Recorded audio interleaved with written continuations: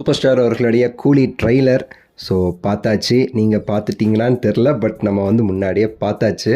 So அது எப்படி இருக்குது ஏதுங்கிறதெல்லாம் இந்த வீடியோவில் நம்ம வந்து ஷார்ட் அண்ட் ஸ்வீட்டாக வந்து பேச போகிறோம். மறக்காமல் லைக் பண்ணி ஷேர் பண்ணி சப்ஸ்கிரைப் பண்ணி சேனலை சப்போர்ட் பண்ணுங்கள். ஆக்சுவலாக வந்து இந்த ட்ரெய்லர் இது வந்து பார்த்திங்கன்னா ஒரு முன்னோட்டம் அப்படின்னு தான் சொல்லணும். இது வந்து அவங்க டீசர் தான் ரிலீஸ் பண்ணியிருக்கணும். பட் ஆனால் வச்சுக்கோங்களேன், ஓகே, என்னதான் இருந்தாலும் சரி, ஒரு சின்னதாக ஒரு ஹிண்ட் கொடுப்போம் இந்த படத்தை பற்றி அப்படிங்கிற மாதிரி தான் இந்த ட்ரெய்லர் வந்து ரிலீஸ் பண்ணியிருக்காங்க.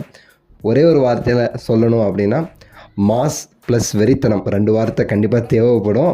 ஏன்னா உங்களுக்கு தெரியும், ஆல்ரெடி இந்த கூலி ஏ சர்டிஃபிகேட் ஃபில்மு. ஸோ அதுக்கு ஏற்ற மாதிரி அந்த ஏ சர்டிஃபிகேட் எதுக்கு அப்படிங்கிறதையும் வந்து லைட்டாக காமிக்கிற மாதிரி அந்த ட்ரெய்லரோட எலமெண்ட்ஸ்.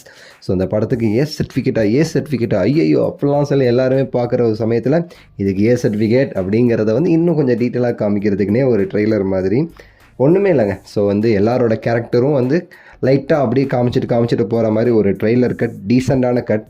ஆரம்பத்துலேயும் நான் சொல்லியிருக்கேன், லோகேஷ் இந்த படத்தை பற்றி யாருக்கும் வந்து எதுவுமே தெரியக்கூடாது. அவங்க வந்து எந்த ஒரு இதுதான் கதை, இப்படி தான் இருக்க போகுது அப்படி இப்படின்னு தெரிஞ்சுட்டு வந்தால் தான் அவங்க வந்து அது இதெல்லாம் யோசிப்பாங்க.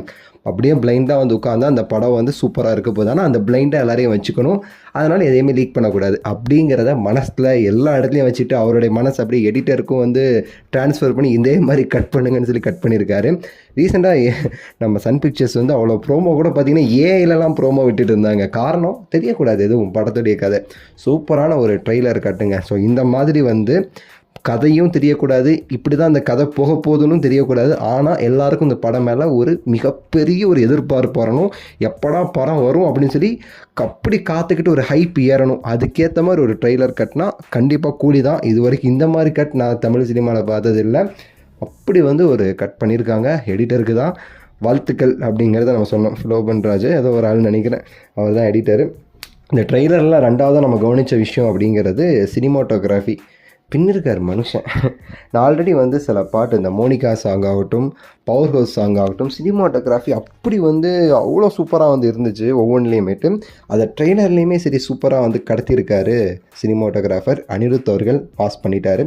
என்ன சொன்னாலும் சரி, தலைவர் ட்ரெய்லரில் இருக்கிறாரு, தலைவர் மாஸாக இருக்கிறாரு, பங்கமாக இருக்கிறாரு, வெறித்தனமாக இருக்கிறாரு.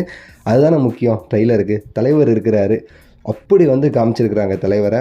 சூப்பர் தலைவா, லவ் யூ தலைவா. அது மட்டும் தான் நம்மளால் வந்து சொல்ல முடியும். அடுத்தடுத்து உங்களோட கருத்து நீங்கள் ட்ரெய்லர் பார்த்துருந்தீங்க அப்படின்னா கீழே வந்து கமெண்ட்ஸில் வந்து சொல்லுங்கள். ஸோ லைக் பண்ணுங்கள், ஷேர் பண்ணுங்கள், சேனலுக்கு சப்ஸ்கிரைப் பண்ணுங்கள். அடுத்த வீடியோவில் சந்திக்கின்றேன். நன்றி, வணக்கம், மகிழ்ச்சி.